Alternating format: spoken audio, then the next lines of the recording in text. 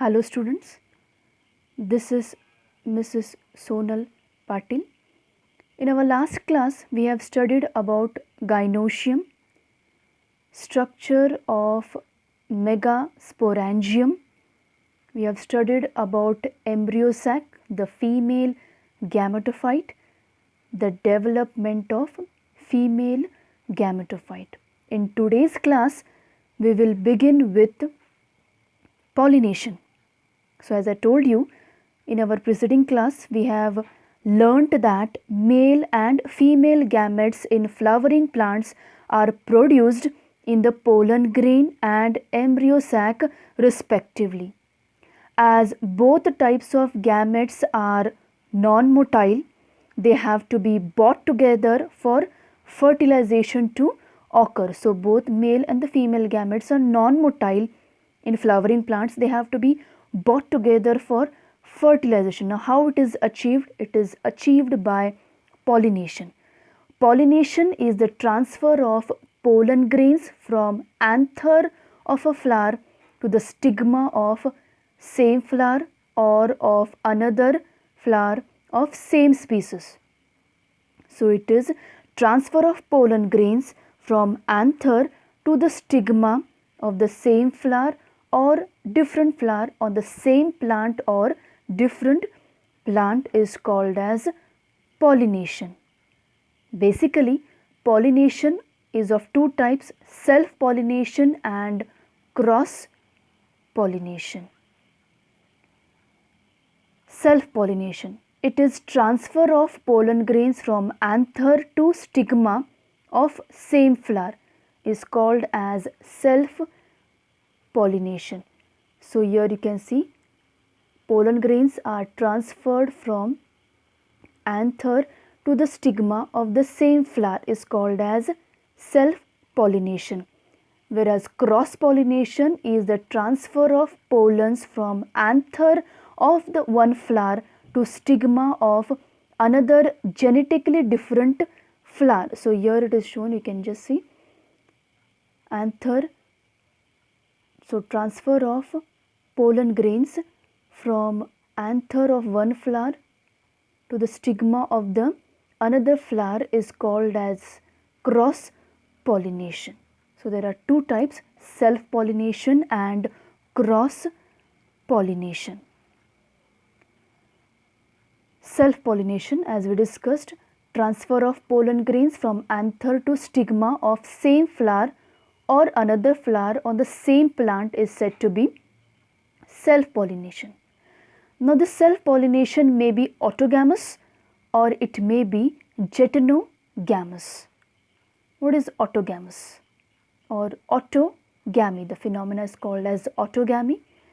When the pollen grains from the anthers are transferred to the stigma of same flower, it is known as autogamy. So, when the pollen grains are transferred from anther to the stigma of the same flower, it is called as autogamy. In a normal flower which opens and exposes the anthers and the stigma, complete autogamy is rather rare. Autogamy in such flowers requires synchrony in pollen release and stigma receptivity, and also the anthers and stigma should lie close to each other. So, these are nothing but they are the devices of autogamy, which can be discussed as follows. Homogamy. Homogamy is nothing but both anther and the pistil will mature at the same time. Homo is the same. So, at the same time maturation of anther and the pistil occurs, so the stigma occurs, it is called as homogamy, and this will favor autogamy. Bisexuality. Here anther and the stigma lie close to each other. So, since they lie close to each other, naturally here autogamy is possible over here. So, bisexuality is one of the, again one more device for autogamy. Next is the chasmogamy and the cleistogamy. Now, in some plants such as viola, oxalis and commelina produce two types of flowers, chasmogamous and Clistogamous. What are these chasmogamous flowers? Chasmogamous flowers are similar to other flowers of other species with exposed anthers and stigma. So here the flowers are with exposed anther and the stigma. The anthers and stigmas are well exposed here. Such flowers are called as chasmogamous, whereas Clistogamous flowers do not open at all. In such flowers, the anthers and stigma lie close to each other. When anthers dehisce in the flower buds, pollen grains come in contact with the stigma to effect pollination. Thus, Clistogamous flowers are invariably autogamous, as there is no chance of cross pollen landing on the stigma. Clistogamous flowers produce assured seed set even in the absence of pollinators. So, even if the pollinators are not present, the seed set is assured in the Clistogamous flowers because they do not open at all. So, here the pollinators are not required. So, a very important question in the exam, they will ask chasmogamous flowers and Clistogamous flowers and their significance. So, here two types of flowers are shown: chasmogamous flowers which have exposed anther and stigma, and the Clistogamous flowers which are remain always closed. Jetonogamy. Jetonogamy is transfer of pollen grains from anther to stigma of another flower of the same plant. So, you can see over here is been shown jetonogamy. So, two flowers of the same plant, here the pollination is occurring. This is called as jetonogamy. So, pollen grains from one flower are transferred to the stigma of the another flower of the same plant. So, it is called as jetonogamy. Now, here pollen grains are genetically similar to the plant, that is called as jetonogamy. So, we have discussed now autogamy and jetonogamy. The second type of pollination is cross pollination. It is also called as xenogamy or allogamy. Transfer of pollen grains from anther of a flower from one plant to the stigma of the flower on another plant is called cross pollination. As we have seen over here, you can see cross pollination. Here there is a plant A, plant B. Now here pollination is occurring between two different plants, so it is called as cross pollination. So pollen grains are transferred from one plant to the, that is anthers are shedding the pollen grains, or that is one plant is shedding the pollen grains from its anther to the, it is shedding on the another plant.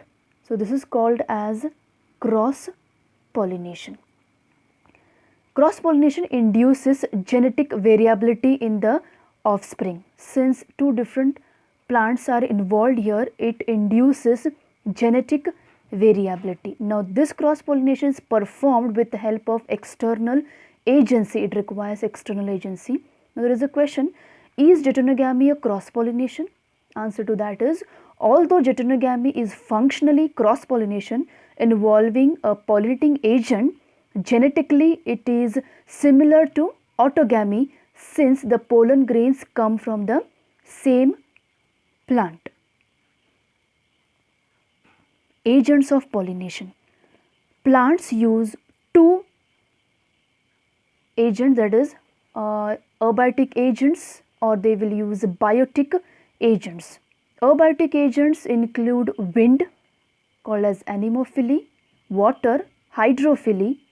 Biotic agents includes insects, entomophily, animals, zoophily.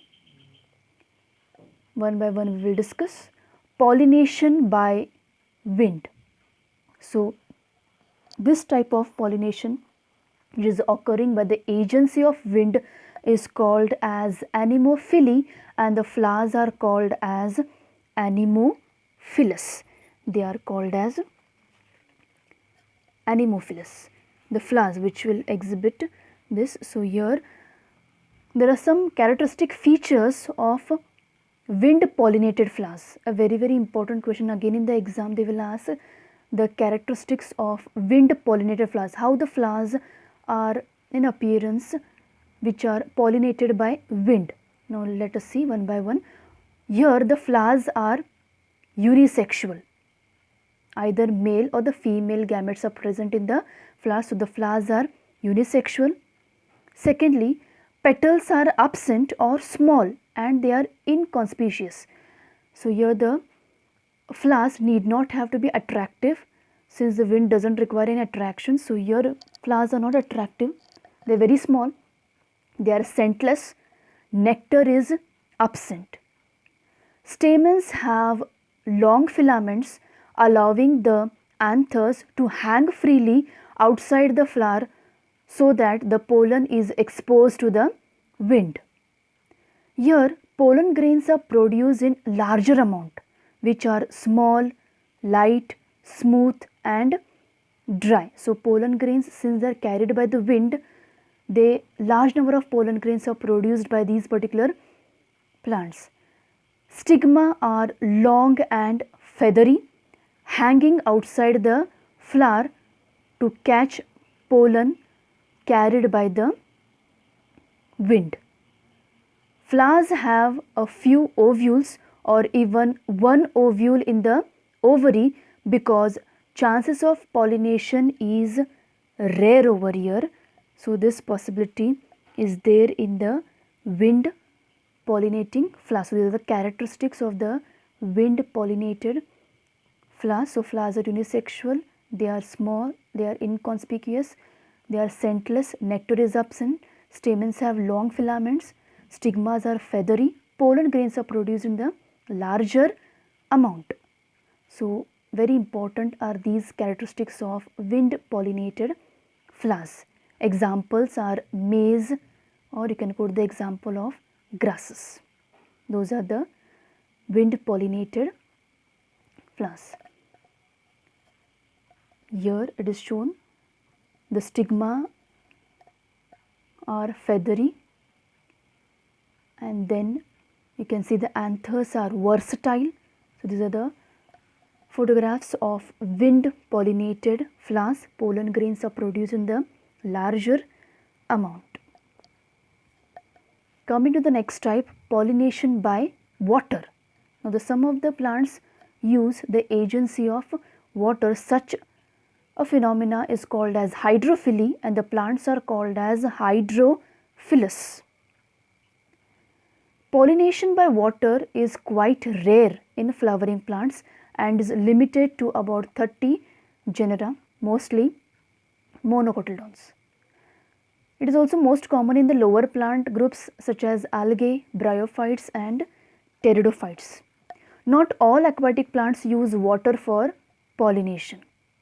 In majority of aquatic plants such as water hyacinth, that is Eichhornia, and water lily, the flowers emerge above the level of water and are pollinated by insects or wind. So the flowers emerge above the level of the water here, and they are pollinated by the insects or they are pollinated by the wind in case of water hyacinth and water lily. But in case of Vallisneria, Hydrilla, Zostera, there the plants, or you can see that they are submerged over here. So in these plants, if you just see in the Vallisneria, the diagram is, or the photograph is shown over here, there is a male plant and there is a female plant. So in Vallisneria, the male flowers are released on water surface and the female flowers reaches the surface for pollination. So here what is happening, the male flower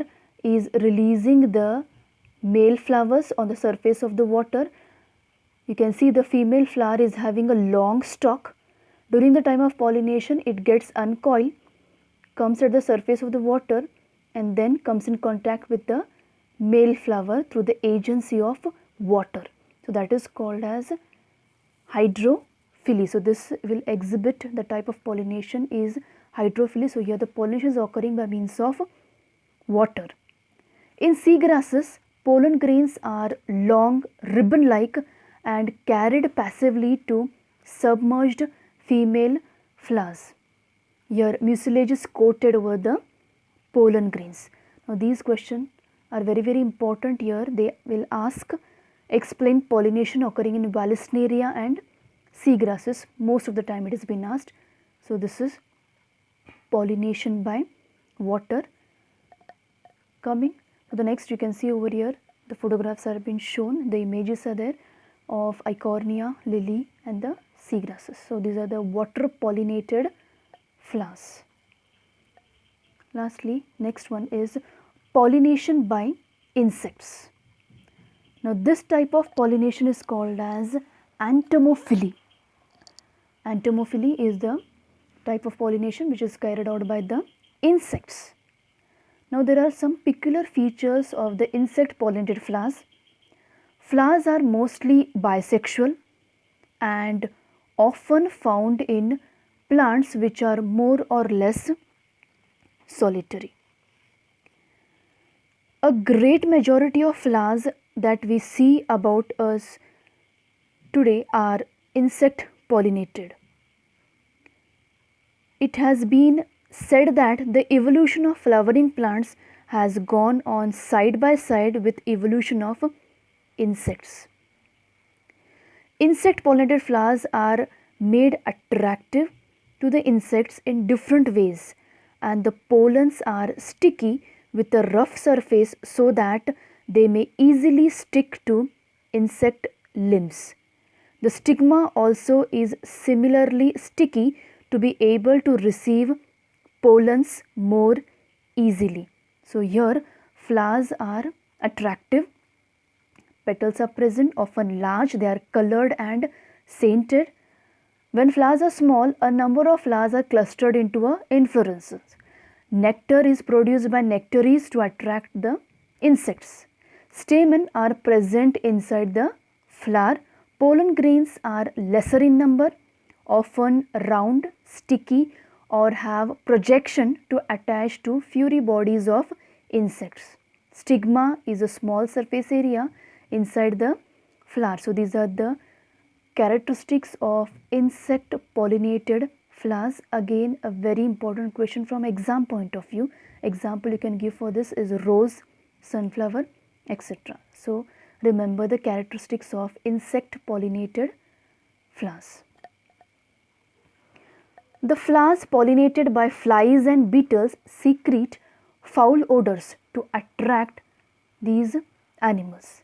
To sustain animal visits, the flowers have to provide rewards to the animals. Nectar and pollen grains are the usual floral rewards. For harvesting the rewards from the flower, the animal visitor comes in contact with the anthers and the stigma.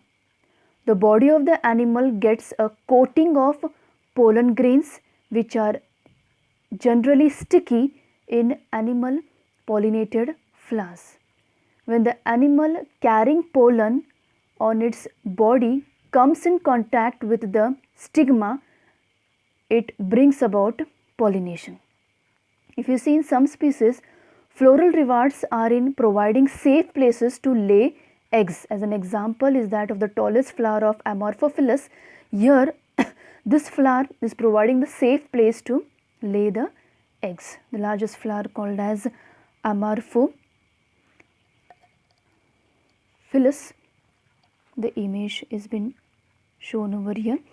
So here it is the flower itself is about 6 feet in height. It is 6 feet in height. It is the largest, tallest flower where it has been used for by the other species to lay the eggs.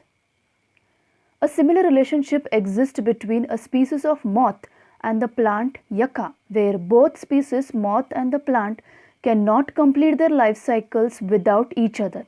The moth deposits its eggs in the locule of the ovary. So in the locule of the ovary of that plant, it is depositing its eggs, and the flower that is in the flower, and in turn gets pollinated by moth.